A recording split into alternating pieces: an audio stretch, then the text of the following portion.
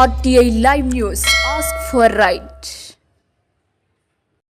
రాలు అఘాయిత్యాలు పెరుగుతున్నాయని, కాలంలో నేరాల అదుపులో అందరూ భాగస్వామ్యం కావాలని, తమ వంతు బాధ్యతలను నిర్వర్తించాలని, జాగ్రత్తతో మెలగడం వల్ల మహిళల మీద జరిగే నేరాలను అదుపు చేయవచ్చని వరంగల్ క్రైమ్ ఏసీపీ సదయ్య అన్నారు. వరంగల్లోని ఏవీవీ జూనియర్ కాలేజీలో దాదాపు 200 మంది విద్యార్థినులతో సైబర్ నేరాలు, మహిళలపై జరిగే అత్యాచారాలు, మహిళలపై జరుగుతున్న అఘాయిత్యాల పట్ల అవగాహన కలిగి ఉండాలని కోరారు.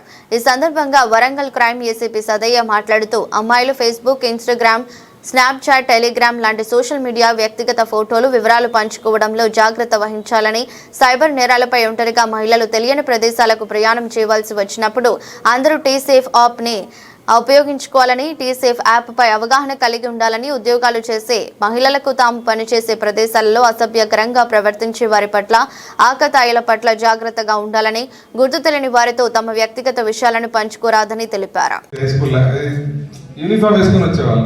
ఇక్కడ వచ్చినాక మనకు ఏ డ్రెస్ పెడితే ఆ డ్రెస్ తీసుకొని రావడం అనేది స్టార్ట్ అవుతుంది.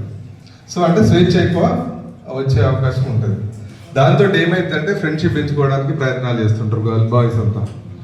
బాయ్స్ ఫ్రెండ్షిప్ చేసేటప్పుడు మంచిగా ఫ్రెండ్లీ చేసేటప్పుడు పర్వాలేదు, కానీ కాస్త ఎబ్బెట్గా మాట్లాడినా, టీచ్ చేసినట్టు మాట్లాడినా, ద్వంద్వార్థాలతో మాట్లాడినా కూడా మీరు క్యాచ్ చేయాల్సిన అవసరం ఉంటుంది.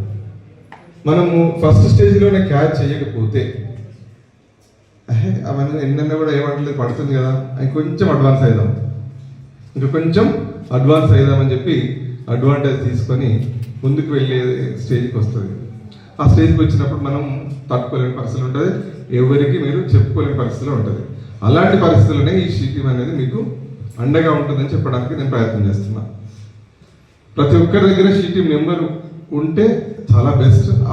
ఆ నెంబర్కి మీరు మెసేజ్ పెడితే మీకు ఏ ప్రాబ్లం వచ్చినా కూడా దాన్ని సీక్రెట్గా ఎంక్వైరీ చేసే అవకాశం ఉంటుంది. మిమ్మల్ని పోలీస్ స్టేషన్ పిలవడం, పోలీస్ స్టేషన్ షీటీం ఆఫీస్ అనేది పోలీస్ స్టేషన్ లాగా ఫంక్షనింగ్ ఉండదు, ఆ సీక్రెట్ ప్లేస్లో ఉంటుంది. సో అక్కడికి వేరే వాళ్ళు ఎవరు రారు, జనరల్ పీపుల్. ఒకవేళ మీరు ఏదైనా ప్రాబ్లం ఉంటే వస్తే మీరు మాత్రమే ఉంటారు. మళ్ళీ మీరు చెప్పింది కూడా ఇతరులకు ఎవరికి చెప్పకుండా, ఎక్స్పోజ్ కాకుండా యాక్షన్ తీసుకునేందుకు దీంట్లో అవకాశం ఉంటుంది. కాబట్టి చిన్న ఇష్యూ కూడా బయటికి చెప్పలేని పరిస్థితులు ఉన్నప్పుడు షీటింగ్కు కాల్ చేసి చెప్పవలసిందిగా కోరుతున్నాం.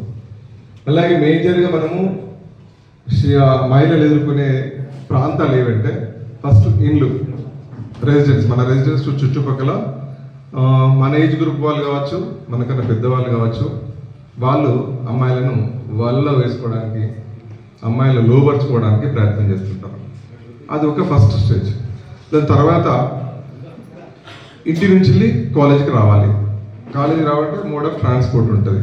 ట్రాన్స్పోర్ట్లో ఏంటిది, ఆటోలో రావచ్చు, బస్సులలో రావచ్చు. బస్సు రావాలంటే బస్ స్టాండ్లో వెయిట్ చేస్తూ ఉండొచ్చు. సో అక్కడ కూడా బాయ్స్ నుండి ఇబ్బంది పెట్టే అవకాశం ఉంటుంది.